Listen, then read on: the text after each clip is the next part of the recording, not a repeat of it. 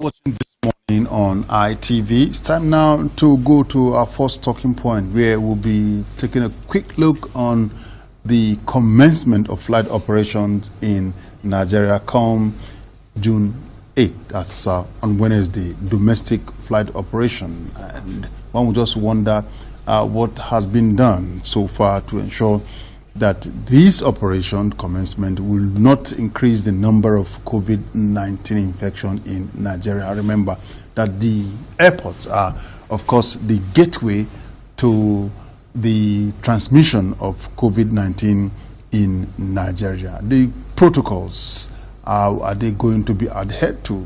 You know, use of face masks, regular washing of hands. Do we have the facilities at the airport? Use of hand sanitizers, are they there at the airport?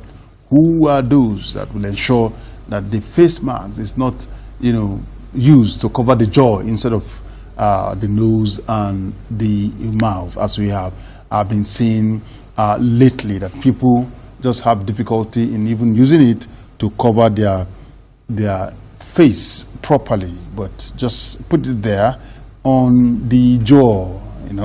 And experts have said that alone cannot help you, cannot stop you from getting COVID-19. You must ensure that you cover your nose and your mouth. And now we are joined with Mr.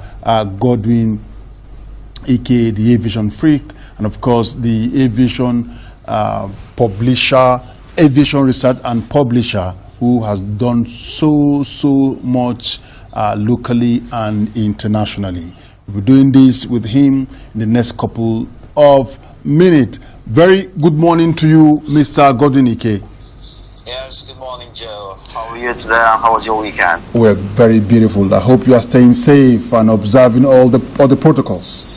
Oh, always. Thank God. Okay, right. That's the picture of Mr. GODDY displayed on the screen. You can go close and take a look at any of the contact you want. The telephone lines are there, email address, of course, is there, and then the website, the YouTube channel, the Twitter, anyone that you just want to do, you just go close and copy out the contact there. Now, Mr. GODDY, come by by July 8th, there'll be commencement of local flight in Nigeria. What have you observed? Are we ripe to start operation?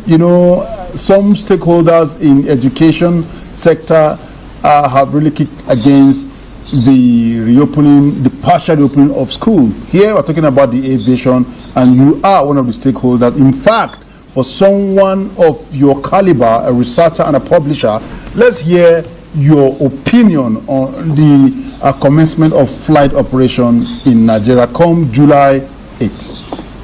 Yeah, it's overdue. We should commence flight operations because the economy of Nigeria is suffering heavily. There's no economy can move forward without the aviation sector, because it's the easiest and fastest way of moving around goods and services. And so it's overdue. And remember, I've always held the opinion right from day one that we shouldn't have shut down Nigeria. We shouldn't have shut down an economy. We could have been able to operate side by side with COVID-19. I hold the opinion very strongly that the solution to COVID-19 lies in Africa, and especially in Nigeria. Unfortunately, we don't seem to be looking inwards. We are busy doing copycat business and following whatever the world is saying, especially the WHO.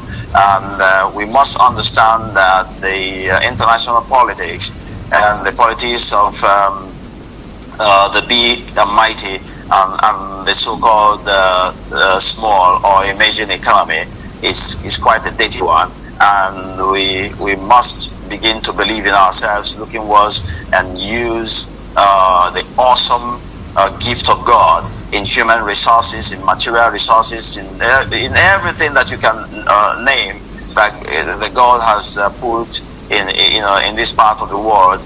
But we seem to lack confidence to deal, with what we have.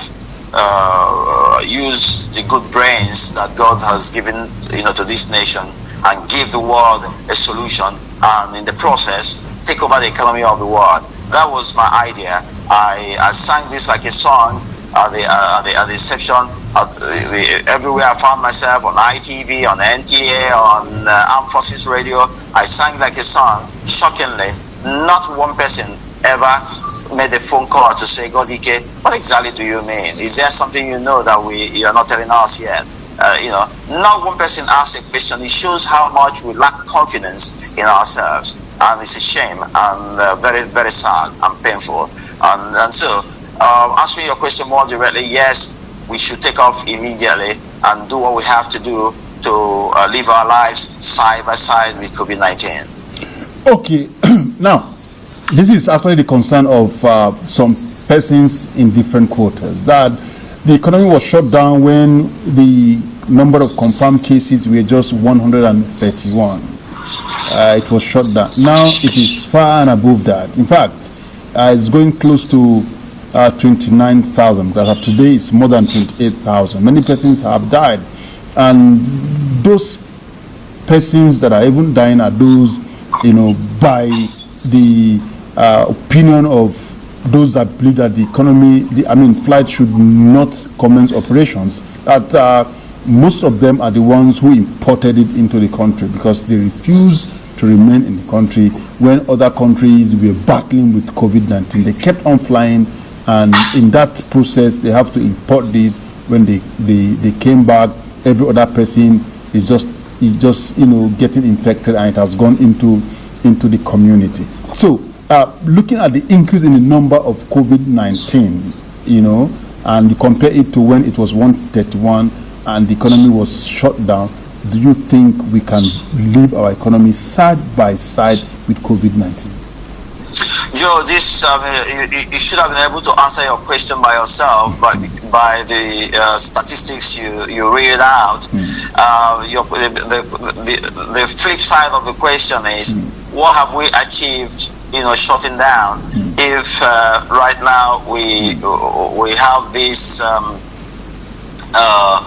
spike, in the numbers, it would mean that we haven't really, achieved much, and we are busy carrying out protocol, instructed from, outside the shores of Nigeria. Can't we look inwards, look at a few God-given remedies that we can generate internally, and do away with this stuff? But Joe, we make contact with viruses on a daily basis. Yes, the medical ones will tell you that our immune system, also God-given, is been taken care, and that's why we have been living our lives and surviving side by side with millions and millions of different types of viruses that are some in the air, some lying on surfaces.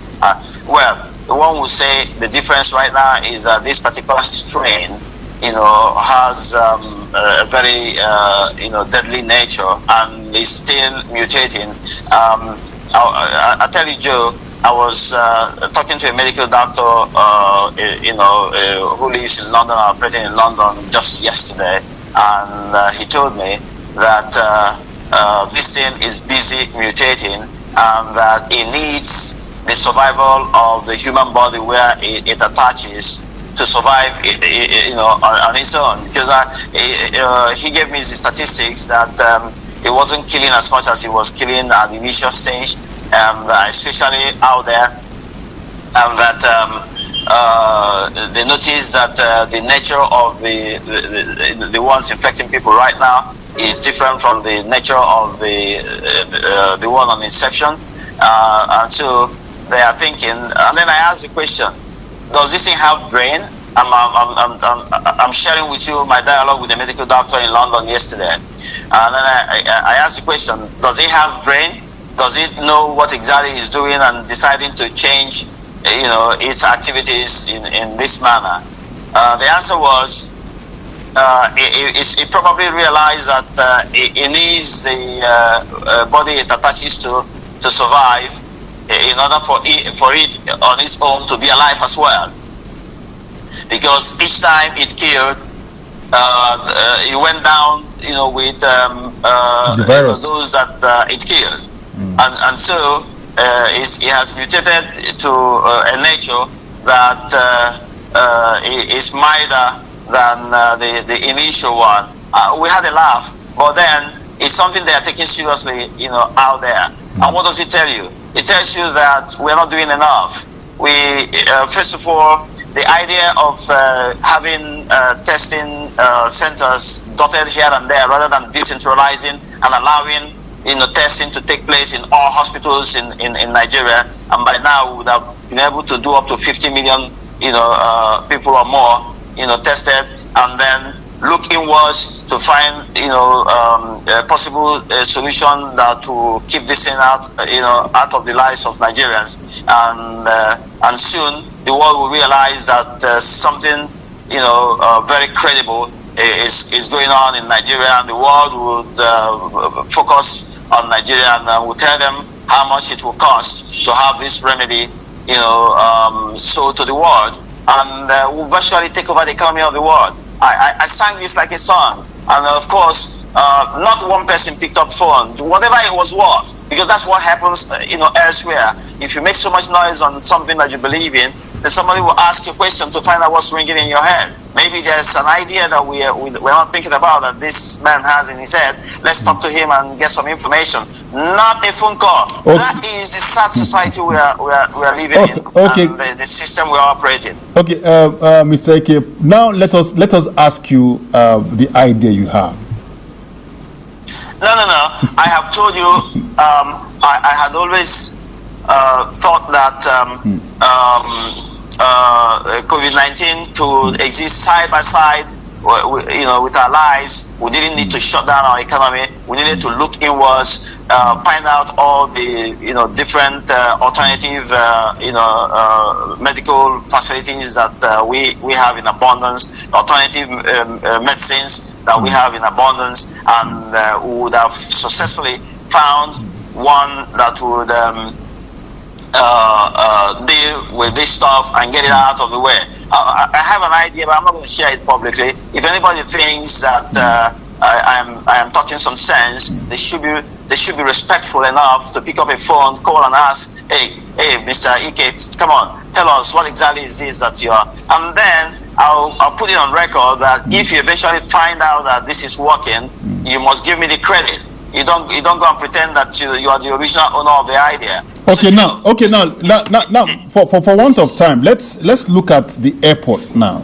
Yes. You saw the introduction or deployment of robots.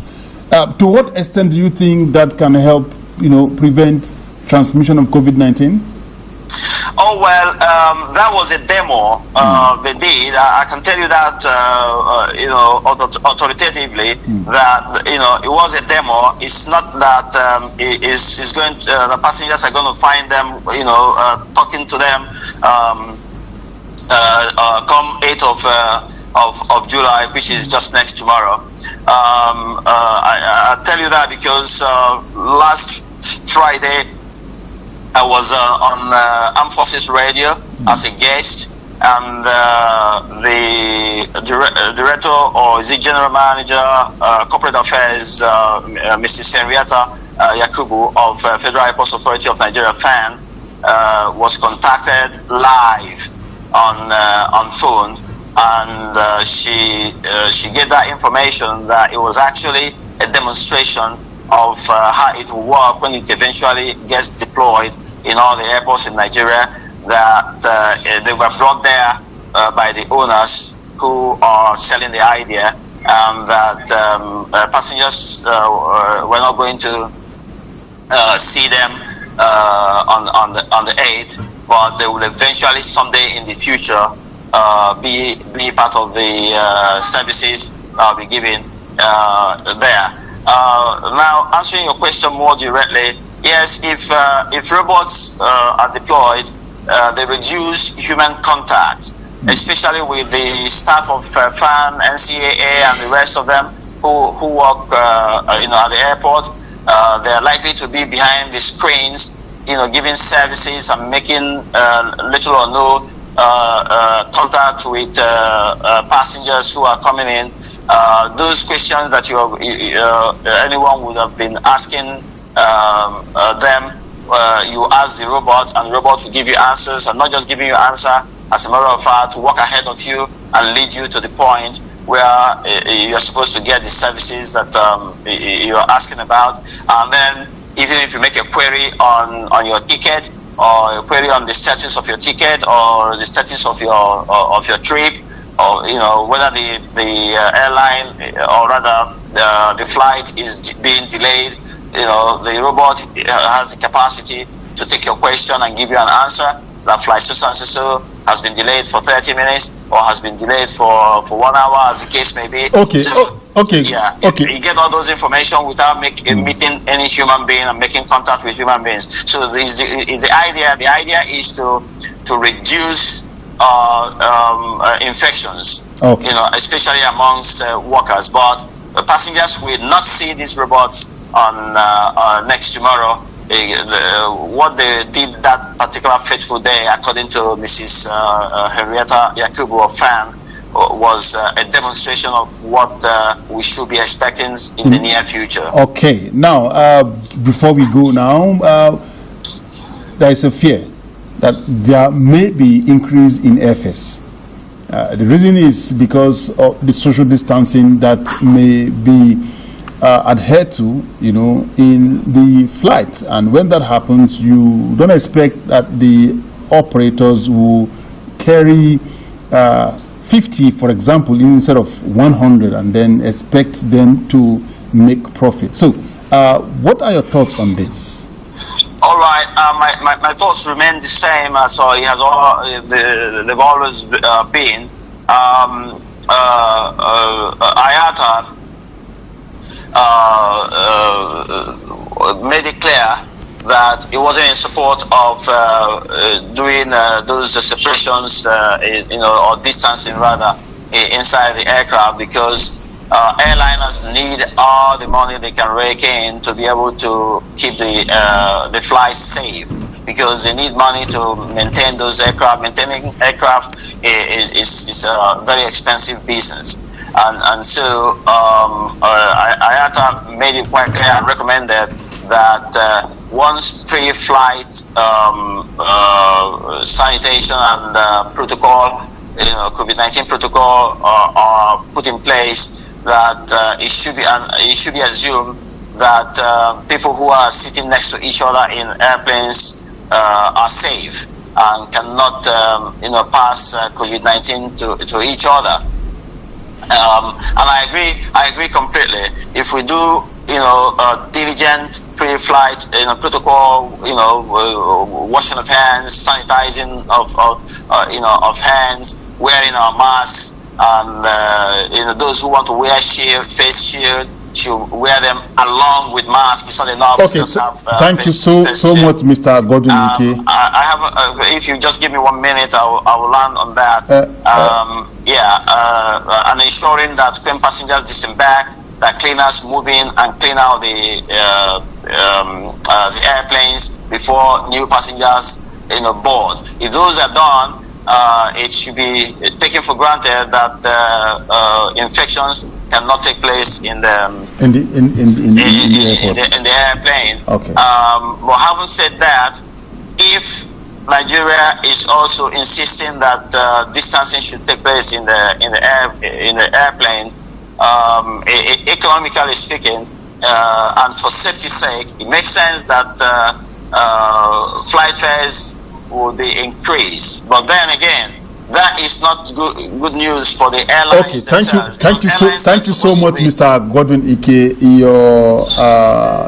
Of course, your opinion is taken by, of course, us here, and I also know that some relevant stakeholders are watching, and this will go a long way in ensuring that we actually prevent the spread of COVID-19 in the airplane and in Nigerian airport. Thank you so much for sharing your time with us on the program this morning. Yeah, thank you. Thank you.